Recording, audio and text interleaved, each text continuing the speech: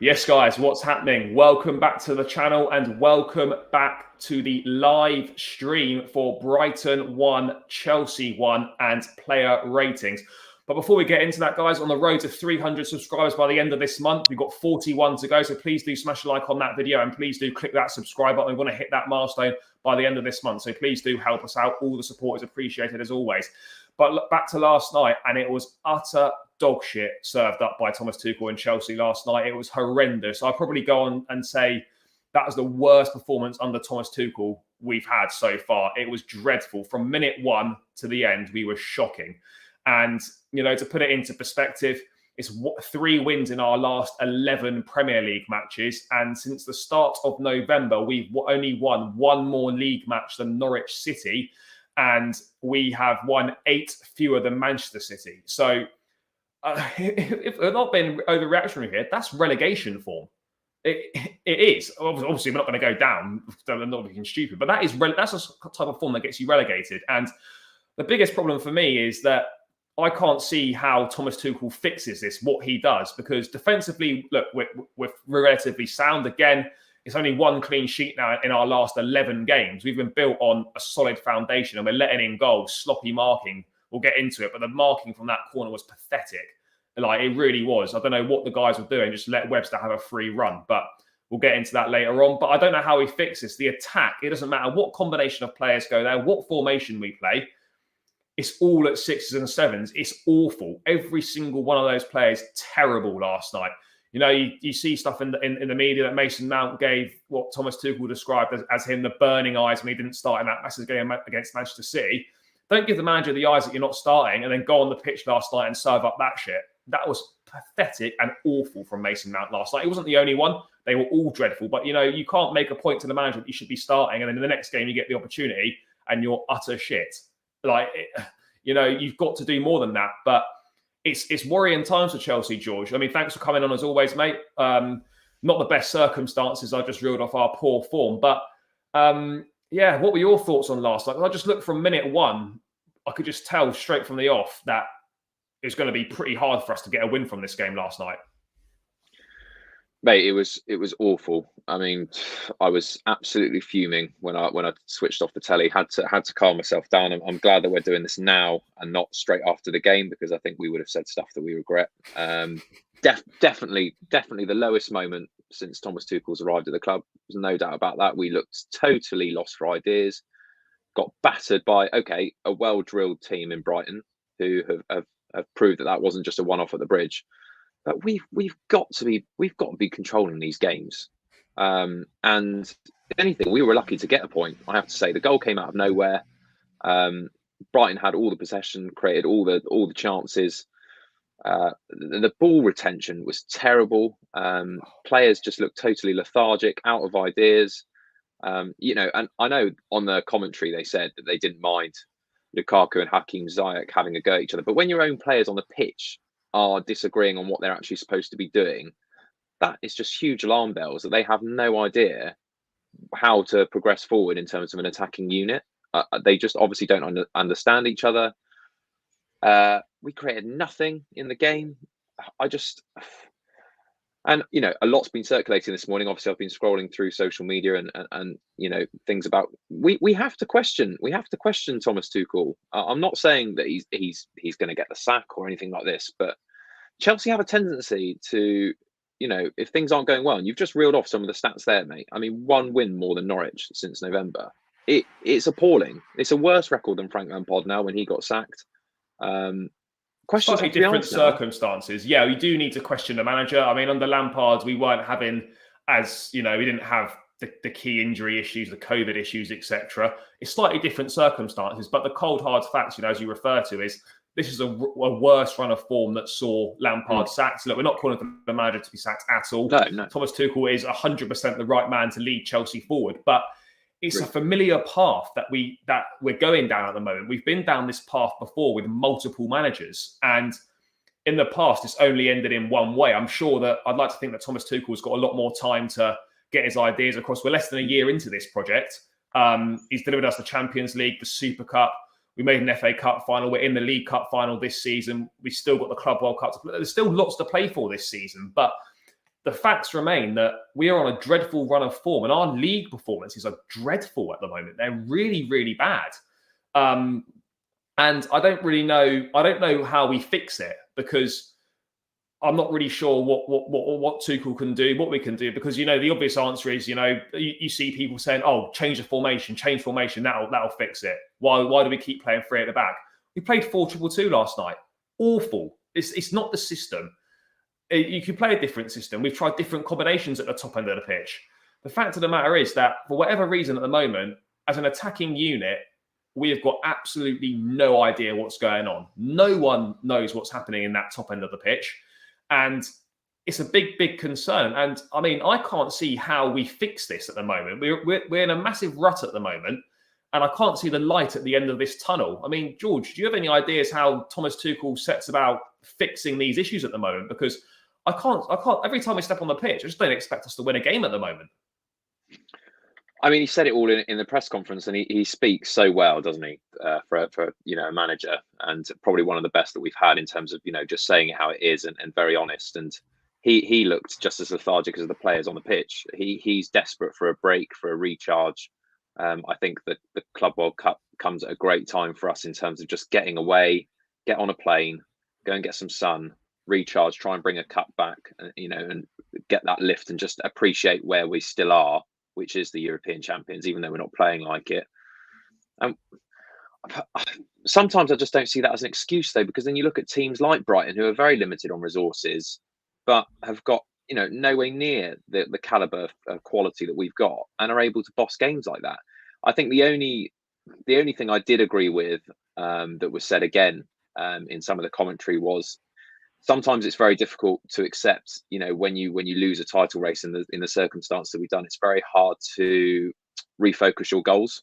And for Chelsea now, it's looking like top four, which, when you're 4 weeks ago talking about winning a title, to then saying we need to finish in the top four, I think there is a motivational gap that's lost with the players, and they're not sure, how to big themselves up for these games. And I know they're professionals and they should be doing their job, but I'd say that's the only thing that I can possibly put it down to. But I agree. I think I don't know the answer, because we said on the previous episode, didn't we? We said we can't drop Lukaku, because who else is going to score the goals?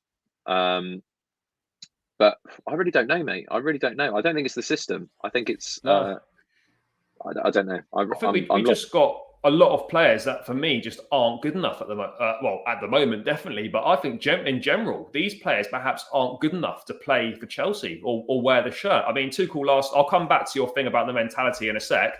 Thomas Tuchel saying last night that he refuses to be angry because it's not about the ambition, or that we don't want it. This isn't the moment to be too harsh on the team. We tried everything, but it's a certain level of fatigue that you can feel. We need to recharge the batteries. I think it's fair to say that we probably do need to recharge the batteries. I think he's slightly protecting the players there. He's not throwing them under the bus. Yeah. We've had managers in the past. Jose was never afraid to chuck players under the bus. But he's definitely inside. He'll be seething. He'll be absolutely raging with what's going on at the moment. You could see last night. It's one of the most dejected I've ever seen him look. Since he's been at the club. I think he was slightly out of ideas as well. We moan about, you moan about the schedule. We're playing so many games. The players are tired, etc. But then why wait 80 minutes to make a sub then? Like, if yeah, exactly. You have to question these. You have to question those decisions by the manager. You could see that Brighton were coming into the game. They were all over us, and yet they made 3 subs before we made 1. I'm not saying, we wouldn't have lost. We wouldn't have dropped points if we made those subs earlier. But you give yourself a better chance to try and, change the tide of the game. And what can you do in 10 minutes when you come off the bench? 10 minutes, it's useless. So I will be critical of Tuchel there for the fact that the subs could have been made earlier. And I know he was asked about that afterwards, and he said he wanted to wait and see what Brighton were going to do. But come on. You've got to be proactive here. But yeah, I mean, just going back. I mean, look, I know we're going in on Chelsea here because it was poor and we have been poor for a while. But I think it's important before we move on to give Brighton massive credit, because for the second time in 3 weeks they dominated us. And for a club of the budget they're on, the players they've got, they're able to attract, etc. They played really well, and they've only lost 4 Premier League games this season. I know they've drawn a lot of games. They've drawn 11 this season, but they're a hard side to beat. And Graham Potter has got them playing really well, and he's a really talented manager. So I think fair play to them. They did do really well. But I just want to go back to your mentality thing. I've heard that in the commentary, Martin Keown suggesting that can be difficult. Maybe so, but you can't struggle to get motivated as to play for Chelsea Football Club. And this is not the first time that this has happened. This is the same issues occurring season after season at the same period of the year under 4 totally different managers. This happened under Lampard. This is happening under Tuchel at the moment. It happened under Maurizio Sarri. It's happened under Conte. It gets to the point where, have these players got the right mindset to actually succeed here? Are they what does it say about them that at the first sign of things going wrong, they just chuck their toys out the pram and everything goes to shit? I mean, are you concerned about the mentality and the mindset of this squad? Because this is a recurring issue, and this is a repeated pattern that seems to come around December, January every single season, no matter who's in charge or what playing staff are there. But again, Chelsea have had this premise of kind of bringing someone in and there's an instant buzz, an instant success because there's a change of idea, a change of mindset, and then that lasts very short term. And suddenly you've got a situation where teams have started to work us out. That's one thing. Players haven't performed to the levels that they should have been, and they drop naturally. And when you've gone from such a high to winning the ultimate glory of Champions League football, and then thinking, right, the next objective is the league, and to really push City, to then have such a dramatic drop in the space of a month, I think it is incredibly difficult motivation wise. Not because to get motivated to play for Chelsea or to play in the Premier League, because of course there was still effort put out there. They're not throwing tools. It's not like the Mourinho situation where it looked as if they weren't even playing for the manager. They all believe in Thomas Tuchel. They all want him there. But I think it is incredibly difficult when your aspirations as a club are so high and they've been tarnished and damaged within 4 weeks. It's not a case where we started the season, kicked off, and the title was never a chance because we played poorly from the start. We were top of the league 4 weeks ago. So from going from that high to that low so quickly, I think there is a bit of motivational issue that's difficult to get when realistically. I mean, the manager can come out in the press conference and say, "Oh, it's never over till it's over." We all know it's over. The players know it's over. So now it's damage limitation, and yeah, we've still got other things to fight for, which will save our season if we win those trophies. But I think mentality, it is difficult in these league games now because you're just going through the motions and basically trying to get a 4th spot that should have been a formality, but it's not anymore. No, mate, you're right. I mean, just going to bring this up on the screen. I mean, in obviously, we kind of accepted that we did look pretty knackered last night. This is coming in the chat. Can the players be so tired? We don't see that fatigue at Liverpool, City, or even West Ham. What I will say, in slight defence of our awful form recently, obviously that on the screen there that I've brought up now, in all competitions since December the 1st, through fixture postponements, etc. And obviously we've had a couple of extra Carabao Cup games, but it's no surprise there that we've played the most games out of those teams in and around us. 3 games more than West Ham and Liverpool, 5 games more than Spurs and Arsenal, and 6 games more than Man United. Now, you could look at it like, okay, well, if you want to be successful and win the trophies, you're gonna end up playing more games. But it's no secret that we've had no games called off whatsoever. We've had to play a full schedule, whereas other teams have been having games off and been having breaks, etc., throughout this congested period. I mean, is that any sort of excuse, George, for our poor form? Can we just say that? I mean, it's going to be a slight contributing factor, but it's not going to be the factor that's given us 3 wins in 11 Premier League games. No, and I don't think so. And you ask any player or any person that's been interviewed, they say, would you rather have the game in hand or the points on the board? And you'd take the points on the board. So we've had the opportunity to be a front runner. If we win those games, we're, again, right in the mix and everyone else has to play catch up. We haven't. And now we're in a situation where we're hoping that other results don't go against us. Of course, it plays a factor, especially when you consider the injuries. I mean, Kante's been on and off, losing our two fullbacks who are the starters in our team. You've got Thiago Silva, who's been basically forced to play every game because, to save us. But ideally, you don't want him playing every game. And then you've got a forward who's been out for 8 weeks, who then is coming back into the side, but isn't on form. So loads of things. And I've pointed out loads of times, similar situation at Liverpool last season, losing Virgil van Dijk. Collapsed, weren't able to recover. So I mean, City's a totally different animal because they've got 2-3 players in every position. But yeah, I mean, this is a completely separate issue in terms of the games. I agree with Gary Neville. I think, why aren't they being played anyway? If they've got a team to put out there, play the game. I think it's ridiculous how some teams are exploiting the exploiting the loophole in the rules. It was meant the postponement thing. Yeah, the postponement thing was meant to be if you had a COVID outbreak within the squad. But Arsenal getting games, I'm not just saying it because it's Arsenal, but I'm just using that as the most recent example. They're getting games called off. They got one COVID case. And then they're throwing up, we haven't got enough players, injuries, African Cup. You knew about African Cup of Nations fucking ages ago. The tournament was been in the calendar for a long time. And you're saying you haven't got enough players, but then you're shipping out Maitland-Niles on loan, you're shipping out Pablo Mari on loan, you're selling Kolasinac to Marseille, and you're trying to say you don't have enough players. Are they taking the piss? So, the Premier League have only got themselves to blame for this. And if you're a club, if you haven't got your best players available, can you really blame them for trying to get a game called off when the Premier League has just opened up this massive loophole for clubs to get games called off?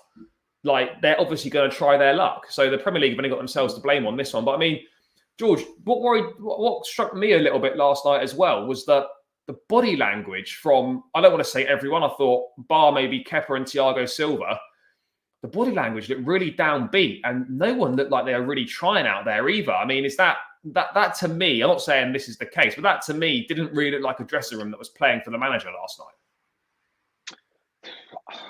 I mean, I didn't see that. I thought it was a tad harsh. I thought. But why are we not celebrating the goal? Ziyech scores, we go ahead. Nothing. Yeah, I mean, that's a good point. And that was strange when he did that. I guess sometimes you celebrate out of frustration, almost like, he knows.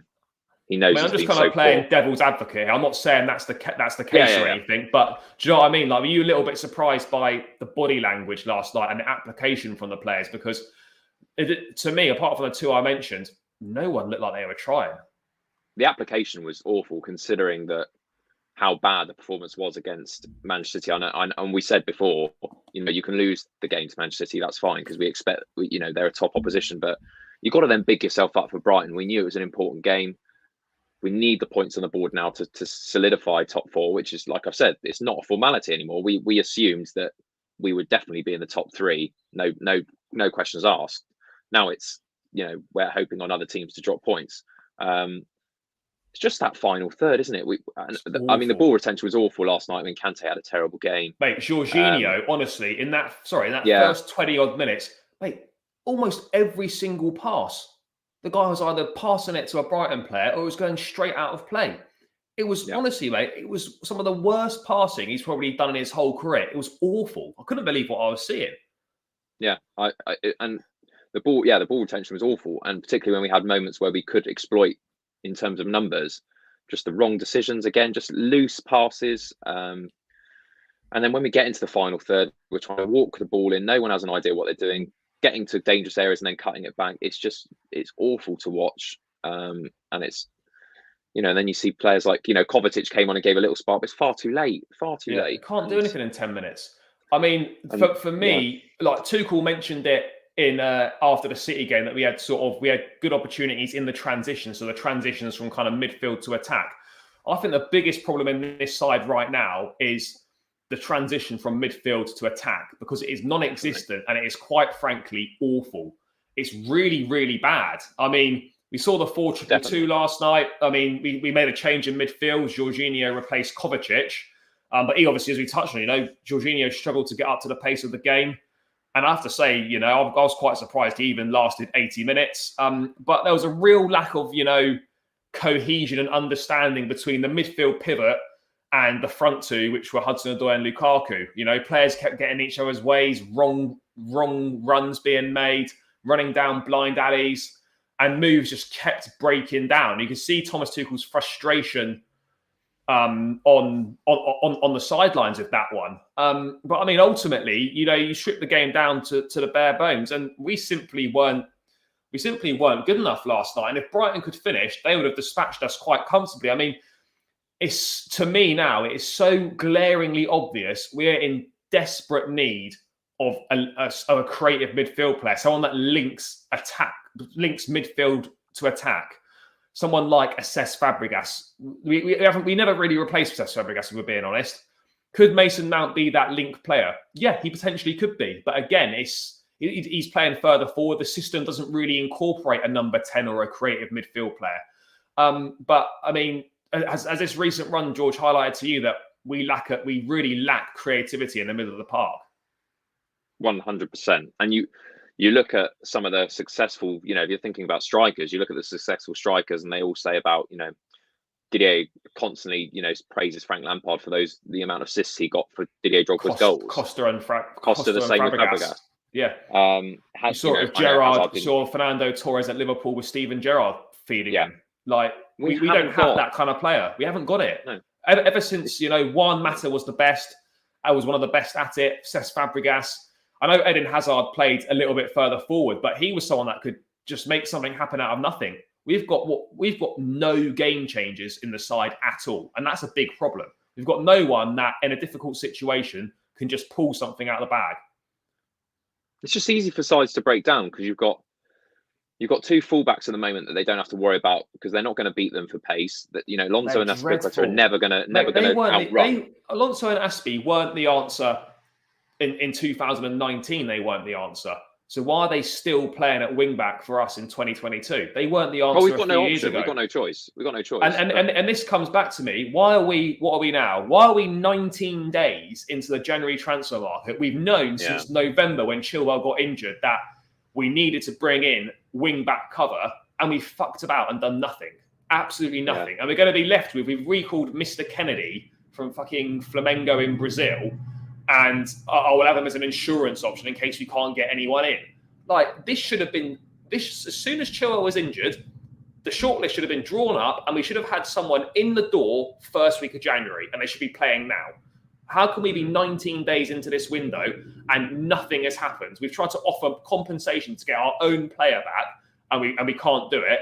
And we're actively not doing anything in the market whatsoever. Every day that goes by that we're not backing Tuchel with a wing back, the situation's getting worse and worse. So, you know, why do you feel that the clubs are not backing him in this window? I mean, we don't know what goes on, but how can you be 19 days into a January window with a problem that is so glaringly obvious and we've known about for months? Why has it still not been resolved?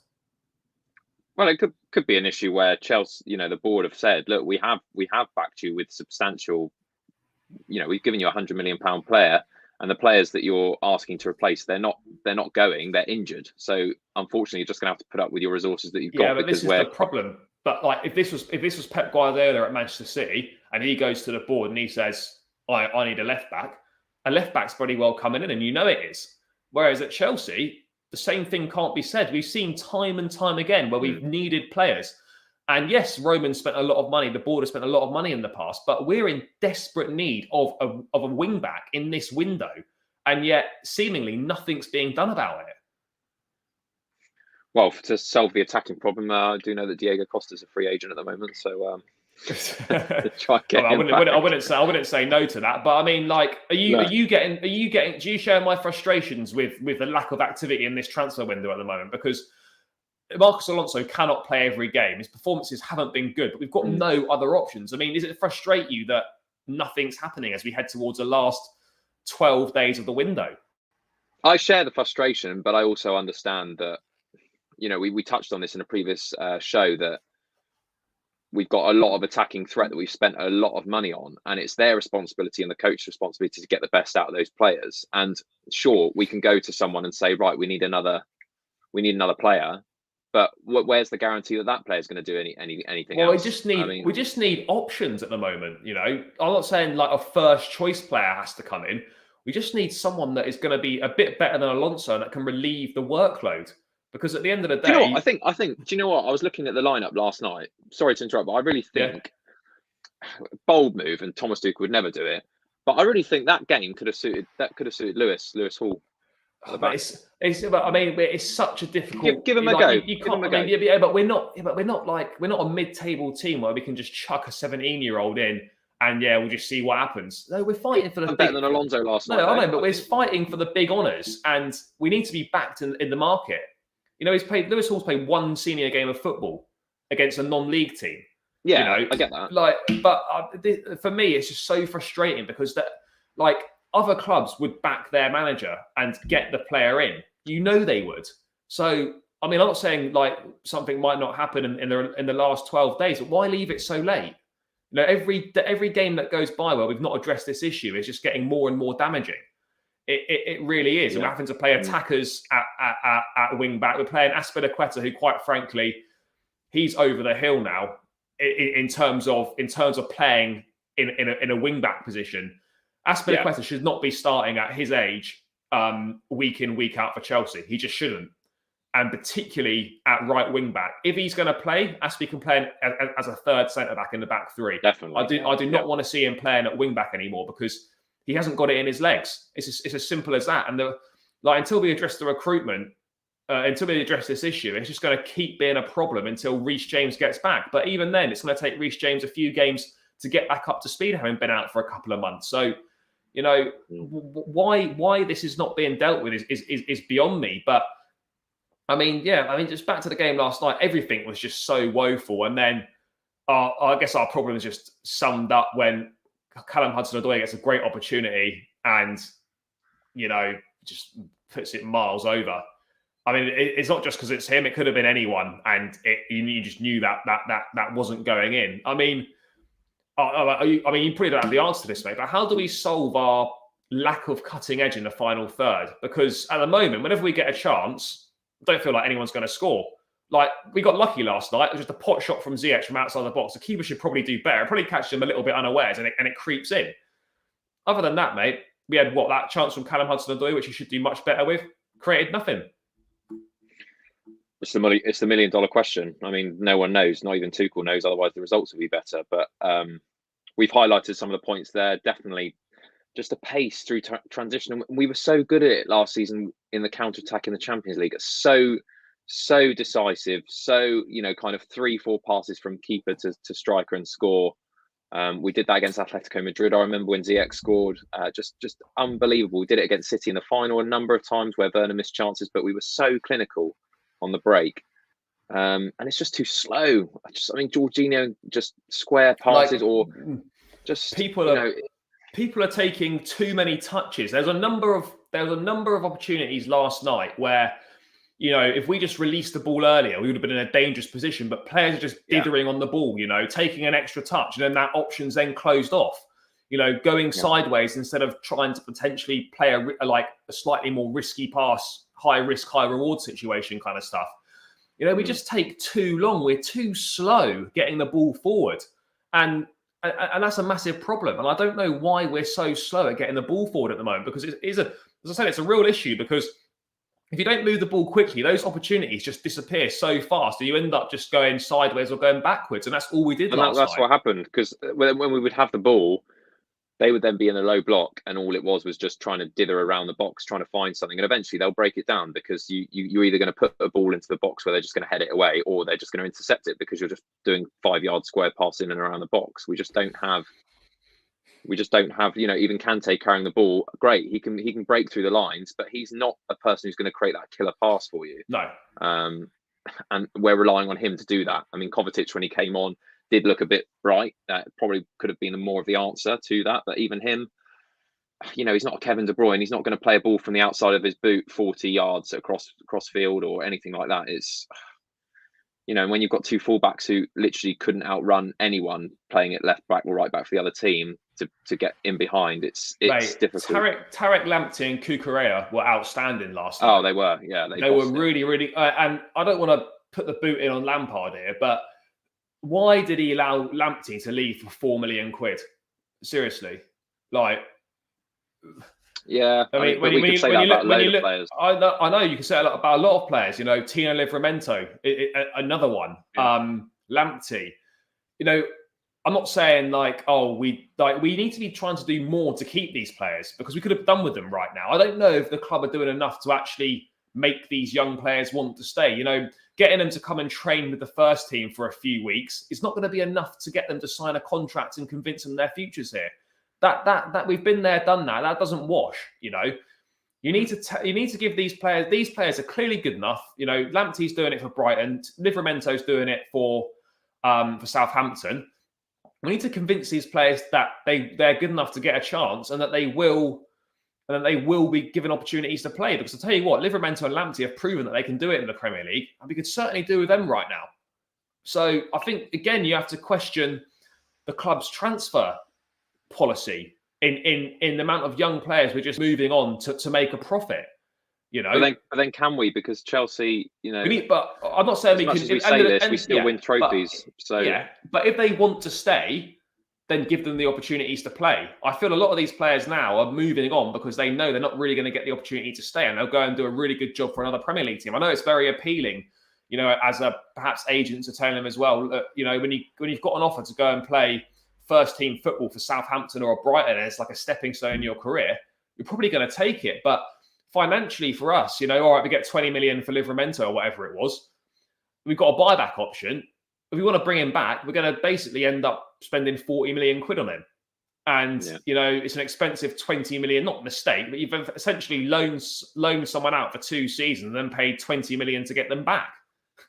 You have to look at some of the strategy there. But I mean, yeah, the game itself was awful, really, really bad. And George, I guess it was summed up by the marking, or shall we say non-existent marking of Adam Webster's equaliser. You know, you could tell it was coming from the second half, kicking off. The goal was coming. You were just waiting for it. But I mean, what were the guys doing? I think it was Mason Mount. It just looked like he was playing stuck in the mud. He just stood there, like did nothing. Just let his man run, free header. I mean, those are the sort of mistakes at the back that we weren't making towards the beginning of the season. Certainly up until the start of December, we weren't making those mistakes, and now they seem to be creeping in quite a lot. I mean, what did you make of the marking and just the shambolicness of that goal we gave away? Well, I was just about to, speak to you and message you about praising how good Kepa was because of the save he made just before the corner. And I was going to say that I don't think Mendy makes that save. I think Kepa is far more agile, as much of a reach as Mendy's got, which is more. I think Kepa is more of a better shot stopper in terms of his ability to be agile. And he made a fantastic save there to put it around the post. But then I thought, I'm just going to hang fire on this message because there is a corner coming up. And my God, I mean, I don't know why they pinned it on Lukaku, because for me it wasn't Lukaku. It was Mason Mount. He ended up where Lukaku was, but Lukaku was nowhere. He was in front of him, so he wasn't. Mount just let him have a free run then. And I don't think it was a zonal setup. Mate, I don't know what it was, but no one was doing anything. They just stood there like they're doing a mannequin challenge. They were just statues. Yeah, they were like, it was exactly like that. It was like, I mean, he had a fantastic game and he was rightfully man of the match. Webster had a great game and it's a bullet header, but the fact you're just letting a centre half have a free run in the box, not tracking your man, it's inexcusable.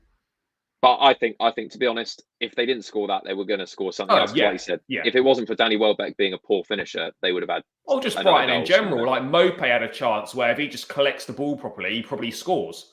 You know, we were, for the fact, like, you know, Brighton were like us in attack, not clinical at all. So, you know, we're just lucky that we weren't up against a better team, because we would have been put to the sword and probably would have lost that game 2 or 3-1 last night if we were playing a slightly better side. They should have had 2 wins, home and away, really. Yeah. If you look at it. I mean, like, you just know that we're still a long way from the league title. Brighton are a good team, but if you're going to be a serious outfit and win the league, you've got to go to places like Brighton and win. You have to. You just have to do it. Manchester City went there this season. They won 4-1. You know, Wolves have been there and won. Everton have been there and won. I know that was right. That was the first couple of weeks of the season, slightly different. But, you know, if you're going to be serious, these are the games you have to win to challenge for league titles. And as we touched on in the preview, we just don't have the consistency at the moment over a league season to be anywhere near the top. And again, we're falling into a battle for the top four. I mean, before we get into the player ratings, George, how concerned are you now that our top four status is now, it's not slipping away, but we're in danger of being in a big battle to make the top four again? You know, those games in hand, I think the Spurs and Arsenal win their games in hand, I know it's like big ifs and buts, but, you know, they go above us, or the gaps get very small down to a couple of points. Well, like we said, I thought it was a formality that we were definitely going to finish inside the top four. Yeah, guaranteed. There was not even a question. No, not even. There wasn't even a question at the start of the season. If anything, we thought we would close the gap. So, yeah, I mean, what more alarm bells do the team need? I mean, we had to win last night and we didn't, and now we are relying on other teams to fail at our expense. Really, that's what it comes down to. Again, you'd rather have the points on the board and play the games, and we still managed to grab some points along the way. We haven't lost many games, but I'm still not. I'm starting to be concerned. I'm starting to look over my shoulder, but I'm still not convinced that the sides behind us about taking all the advantage of all the games they've got. But we have to be careful, because if we don't finish in the Champions League, mate, then really there will be questions about Thomas Tuchel. Well, considering, sorry, we made a loss of, like, I think it was over 165 million or 195 million pounds. The Champions League money is crucial. So, but look, we're not saying we're not going to finish in the top four, but you know, the more points we drop, the more we're getting dragged into a top four battle, and we'd be in big trouble if we were to miss out on the top. I know it's a big even but scenario, but we would be in big trouble. Yeah. Oh, huge. I mean, it is an absolute essential for Chelsea Football Club to be in the top European competition every season. I mean, that is a minimum standard that is required for the money and the financial backing that we have, and the status that we put on ourselves. Luckily, we haven't had too many seasons where we have fallen outside of that since Roman Abramovich took over. But I mean, we've got to start picking up points. I mean, we cannot keep playing in the way we're doing, and something needs to change. But yeah, I'm looking forward to this, mate, because I don't think many people are going to get let's get into the ratings. I mean, to be fair, to me, there's probably two players on the pitch that deserve a high rating last night, and the rest of them utter dross. But we'll get into that. Kepa, I have to say, mate, I thought he had a good game. I thought he was really solid. And he was one of the ones that actually looked up for it and was trying. And I think we need to reflect that in the ratings. I know he didn't win the game, but I've been really impressed with Kepa since he's come in with Mendy's departure to the African Cup of Nations. I thought last night he made some good saves. One couple that you referenced there. There was nothing he could do about the goal at all. No. I thought it was really good again, mate. And the renaissance for Kepa continues. And he's looking like a first-choice goalkeeper. I think he is a first-choice goalkeeper, generally speaking. I know Mendy's the number one at the moment, but I do think we've probably got two first-choice keepers at the moment. And Kepa has come in every time under Tuchel and delivered. I thought it was a good performance last night. I've got no qualms about giving him an 8 out of 10. Yeah, I completely agree with that. I think he deserves that. I've got nothing more to say on that, mate. I think that's spot on. I think he's one of the players that did really well last night, and it's not his fault for the goal. So what can you do? Just before we get into the centre back ratings, mate. What did you make of the fact that we went 4-2-2 last night? Did you think we should have gone with a back three, or were you quite happy to see a back four? I was happy with it to start with, and from what we predicted, we weren't too far off. To be honest, we were unsure about the middle two, and whether it was going to be Kovacic, Georginio, or I mean, that could have gone either way. I was surprised that Hakim started, but again, Tuchel probably, proved us wrong, because not only did he score, but he seemed to be one of the brighter players when he did score. But I was happy with the shape. I think we still had enough quality to kill off Brighton, definitely. And moving on to the next player, then Thiago Silva. I mean, I say it all the time, but this is one of the best signings I think we've ever made in the Abramovich era. It's such a shame he's 37 and we couldn't have got him a few years earlier, because he's been outstanding. And similar to John Terry, isn't blessed with the greatest pace, but because he reads the game so well and his positional players so well, he rarely ever gets caught out for pace. And he's another one that, since he signed for the club, he's embraced everything, the culture, living in London. He loves Chelsea, his family love Chelsea. And again, another really good performance from him last night. I thought he was potentially our best player on the pitch. And I really do think, mate, I'd have to say, I'm looking at an 8.5 or a 9 here for Thiago Silva. I really don't think that's too high. I thought he was exceptional last night. Yeah, you can't put any blame on him. He again, leader on the pitch. You could see his frustration when he's shouting at players not tracking runs, and he was the one saving grace who is so good at shielding balls out of play when dangerous runs are coming in. Reads the game excellently, and he's been formidable at the back. And none of the poor results are down to him individually, so you can't give him a poor rating. I think it's going to be the two fullbacks that get battered, really. Yeah, I mean, so you're happy to give Thiago Silva a 9? Yeah. I think Rudiger's the same.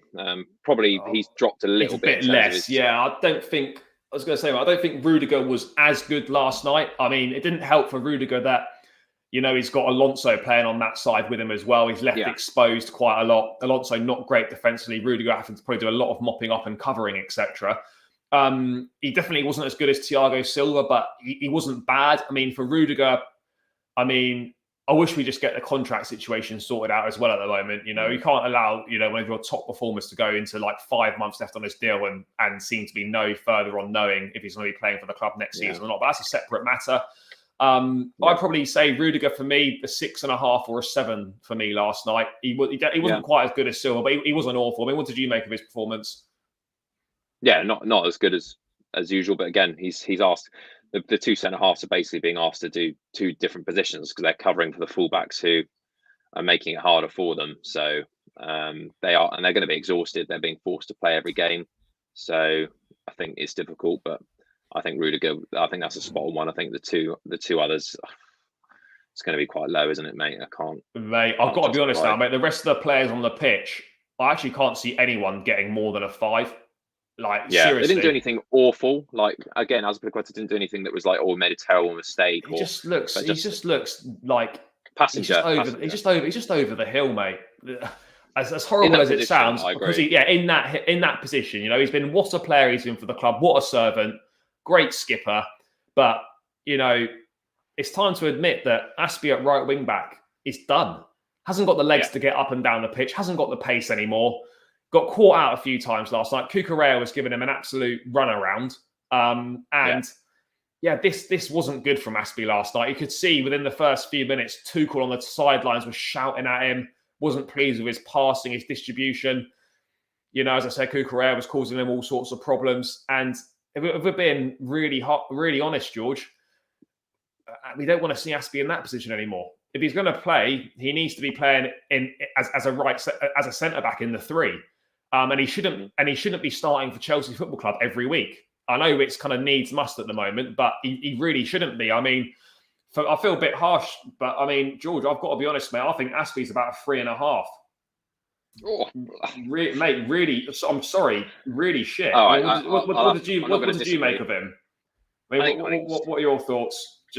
I think not good, really. Just because I don't think he was awful. I just think he was in a position where, like we said, he's over the hill, unfortunately, in that position. Like you said, getting the run around, and he's ideal for a big game fixture where you've got a centre pairing of a 3, and he's in there with his experience and his last ditch tackling, but not required to do a lot of running. But a bit harsh, but I can understand why you've given it. If you're playing against someone like Azpilicueta now in that position, you're pretty having a field day. Yeah, you're having a field day. Yeah, you really are. Yeah. I mean, moving on to the other side now. Alonso was terrible last night. He was awful last night. Seriously, terrible. He wasn't going forward. He was okay. He got forward a few times, but Lamptey was just giving him the absolute runaround. Had him on toast, mate. It was just getting him behind him all the time. So much more energy, so much more pace. I know he's obviously a lot younger, but Alonso he just offered nothing last night. Defensively poor. Lamptey, as I said, running rings around him. And as we touched on earlier in the stream, we need to get someone in to help him out. Someone needs to come in so that this guy doesn't have to keep playing every week. We need someone. But I mean, I don't want to waste too much energy on Alonso. He was awful. If Aspie's 3.5, Alonso's 2.5 for me. What did you make of it? Yeah, he was definitely the worst in that back, line, back 4. He's exhausted, isn't he? And I know he's a scapegoat, but and I'm a fan of Alonso, but even last night he was piss poor. There's no doubt about that. Getting the absolute run around by a schoolboy, and I think he just needs help. Simple as that. Mate, if we could have done, I would have left Alonso at Brighton last night and taken Lamptey back on the team bus instead. Seriously, quick swap. A quick swap. Change the register. Yeah. Moving into the midfield, N'Golo Kante did start, came through unscathed. I've got to be honest. I know everyone was poor, but by Kante standards, this was really bad. Like he was terrible, giving the ball away. It wasn't just him giving the ball away, but we're on him at the moment, giving the ball away, not looking like his usual self. Not his passing was well off as well. It was just a bad night at the office for Kante. It really was. And I'd have got to be honest. I'll probably have to give Kante a 3.5, maybe a 3. Again, I personally think that's a little bit harsh, but you're right in terms of the pre-match, mate. Obviously you highlighted that if he plays back-to-back games, doesn't tend to do very well. And unfortunately, last night, despite not being the worst player out there, I think he had, for his standards, it was probably one of the worst Kante games I've seen for some time. What would you give him? I would have said a 4 or 5. All right, because I don't think he was the worst player. I think he also saved us a lot of times. All right, we'll go 4. But yeah, I mean, in the middle. It wasn't great. I mean, it wasn't great from him at all. It really wasn't, and he was struggling out there. He really was. He was. Yeah. It happens sometimes. I'm not questioning his commitment or his ability or whatnot, but it was just a poor night at the office for him, like it was for so many of these players. Moving on to Georginio. He came in for Kovacic at the weekend, change in midfield there. We touched on it earlier, mate. He was awful last night. I'm surprised he lasted 80 minutes. As we touched on, particularly in that first 20, 25 minutes, the passing was diabolical. It was awful. Passing it to Brighton players, putting it straight out. I mean, one of the worst performances I've seen from Georginio in a Chelsea shirt for a long time, mate. I don't know what to put it down to. Honestly, mate, I'll give him a 3 out of 10. Dreadful. Yeah, I think he was probably a bit disappointed, like Mount, to be left out of the big game against City, and then you can see why he was brought back in, because Kovacic maybe needed a rest, and in a situation where we needed probably more control because we're not playing well, you'd play Georginio, but he didn't really sing his praises to warrant the start in the next game, because he was terrible, and for again, someone as experienced as him, I would have expected a lot more control in the middle of the park, and he just offered nothing. Just looked out of it, totally out of it. And mate, that midfield 2 last night performed so badly, and Brighton weren't giving us. Mate, thank God Bissouma was at the African Cup of Nations. He would have had an absolute field day last night if he was playing. Yeah. So luckily it didn't get me. That midfield 2 awful last night, really bad. Let's move on to Mason Mount. Obviously, he wasn't best pleased that he didn't start against Man City. He was back in the lineup last night, like all of the attacking players and the vast majority of the players on the pitch last night. Mate, if you're disappointed that you've been dropped for a massive game and you get an opportunity in the next game, don't serve up something shit like that. Honestly, absolutely awful. So bad. Like, I can't think of a single thing that he did that was any good at all. He was awful. And I'm not being harsh. I'm not being overly critical here. It might sound a bit heavy, but, no one's immune from criticism. Mount has been our most consistent forward, and he's delivered on more occasions than not. But when you've got an opportunity after that disappointment of being dropped for a big game, if you want to call it dropped or not selected or whatever way you want to phrase it, you've got to show the manager you deserve to be starting every week. He was awful last night, so bad, and then summed up by just letting Webster have a free run. I'm not being funny, mate. I can't give him any more than 2. Dreadful. Yeah, I echo. I think I was, even though I wouldn't say he was, well, he could have been the worst player on the pitch, but for me, he was the most disappointing, because I was expecting him to be the one who stands up and as counted, and gets Chelsea moving forward. But he was awful last night, and justifies again, if like me, who said he should have started the City game. That's probably why he didn't. Just nothing, absolute nothing. Again, poor retention of the ball. Yeah, okay, he did. Again, he works hard on the press, but there's only so much you can say about that. I mean, he has to produce quality on the ball and off it. And last night he was shocking. So I can't. There's no hiding places for him. No. Moving on to Hakim Ziyech. Before he scored his goal, absolutely terrible. Honestly, so bad, mate. He was so bad. passes going out of play, miscontrolling the ball, just utterly useless. Scores the goal, good strike. Keeper should probably do better, but it ends up in the back of the net. And after the goal, in fairness to him, he did add a little bit more to the game. He looked a little bit more up for it. He looked like the only one that perhaps was going to maybe look like something was going to happen. But I mean, for me, Ziyech is a baller, but I just don't think he's cut out for this league. If he went back to Ajax, or he went to maybe Spain or Italy, I think he'd be really good. I just don't think he's cut out for the Premier League. I really don't. He's just too many inconsistencies in his game.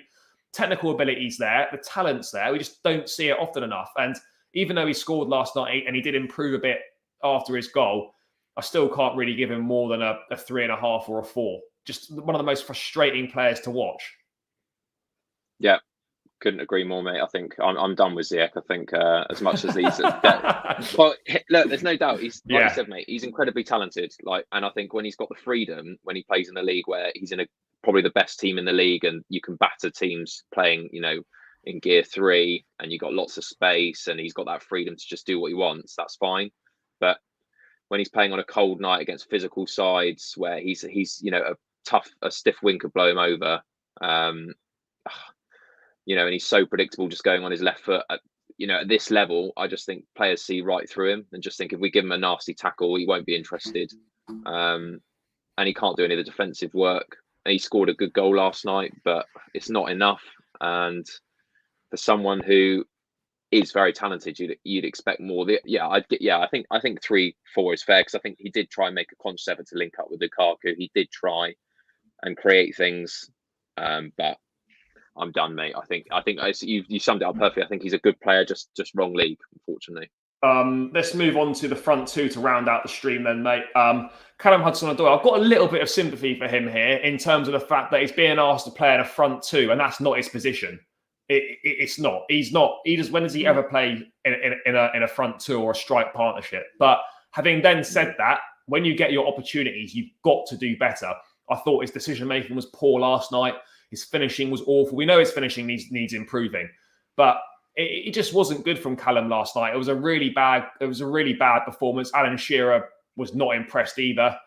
And yeah, it just wasn't good. And it's so frustrating because we know that there's talent with Calum, but you just don't know when it's going to come out and how often it's going to come out. We know he's a good dribbler. He's got good delivery.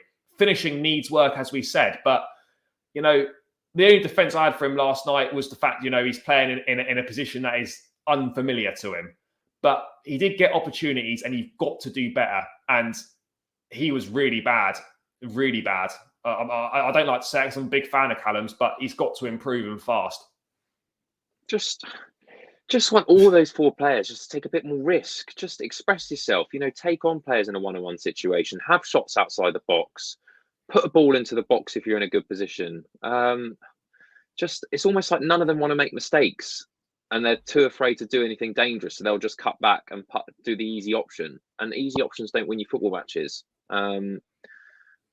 Again, he had a good opportunity where he skied it over the bar. Yeah. It's difficult when you're playing a low block because there's not a lot of space, and it's not his fault because I think the whole fluidity of the team is too slow for those forward players to express themselves and get space. But I agree, mate. At elite level football, if you get that one chance, which was a good chance, it's got to be at least working the goalkeeper. Yeah, at least working. It's got to be on. It has to be on target. It has to be on target. I mean, out of 10, mate, do you reckon was he worse than Mount last night? No, I don't think it was worse than Mount. I thought Mount was dreadful last night. I really do. Probably, let's give... 3.5. Mate, I don't think he was that... I'd give him 2.5. I thought he was a smidgen better than Mount. Not... Mate, I'm sorry. These players were awful. I mean, I've been a staunch Lukaku defender. Let's get on to the big man now. It's not... Look, I've got one issue I just want to quickly air is the fact that sick of seeing fans saying, get him out, he's the problem. He's not the problem. He is part of the issue. Yes, he's got to do more. We've got to do more from him. But it's not as simple as don't play Lukaku and then suddenly we're going to score loads of goals and we're going to play well. It doesn't work like that. So I wish people would just understand that this problem isn't one player. This problem is as an attacking unit, as a collective. It is a large issue. So saying stupid things like get him out, don't play Lukaku.